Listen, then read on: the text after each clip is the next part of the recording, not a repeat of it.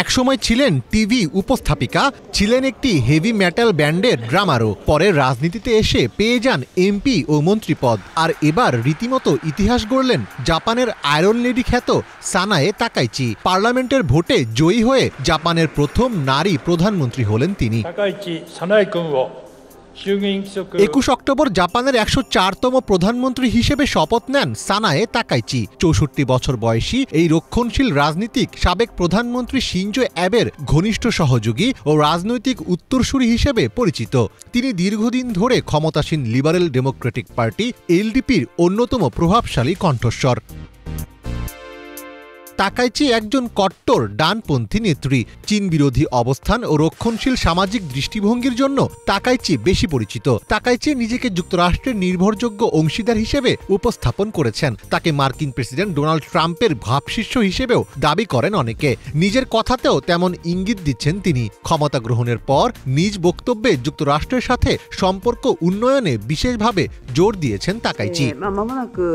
আমি খুব শীঘ্রই মার্কিন প্রেসিডেন্ট ডোনাল্ড ট্রাম্পের সাথে দেখা করব এবং জাপান যুক্তরাষ্ট্র সম্পর্ককে নতুন উচ্চতায় উন্নীত করব। আশা করছি ট্রাম্পও জাপান সফরে আসবেন। যদি আমি তার সাথে দেখা করতে পারি, তাহলে জাপান এবং মার্কিন যুক্তরাষ্ট্র যে সমস্যাগুলোর মুখোমুখি হচ্ছে সেগুলি নিয়ে খোলামেলা মতামত বিনিময় করব।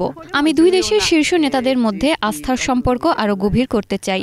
জাপানি কূটনীতিকে এমন একটি স্থানে ফিরিয়ে আনা হবে যেন আমরা বিশ্বের কেন্দ্র হিসেবে বিকশিত হতে পারি।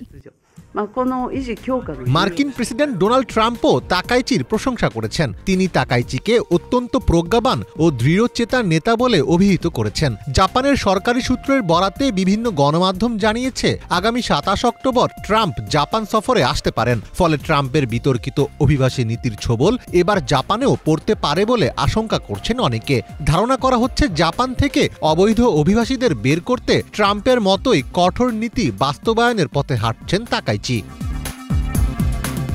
প্রধানমন্ত্রী হিসেবে দায়িত্ব পালন শুরু করতে না করতেই জাপানের ইমিগ্রেশন মন্ত্রণালয় নামে একটি নতুন ক্যাবিনেট স্তরের মন্ত্রণালয় গঠনের ঘোষণা দিয়েছেন তাকাইচি। এটি পূর্বে বিচার মন্ত্রণালয়ের অধীনে একটি বিভাগ হিসাবে পরিচালিত হলেও তাকাইচি এটিকে স্বতন্ত্র মন্ত্রণালয়ে উন্নীত করেছেন। শপথ নেওয়ার কয়েক ঘন্টার মধ্যেই তিনি 19 সদস্যের ক্যাবিনেট ঘোষণা করেন এবং ইমিগ্রেশন মন্ত্রণালয় গঠনের পরিকল্পনা প্রকাশ করেন। আর এই জাপান ফার্স্ট নীতি বাস্তবায়নে বাজেট বরাদ্দ করা হয়েছে প্রায় 330 মিলিয়ন মার্কিন ডলার।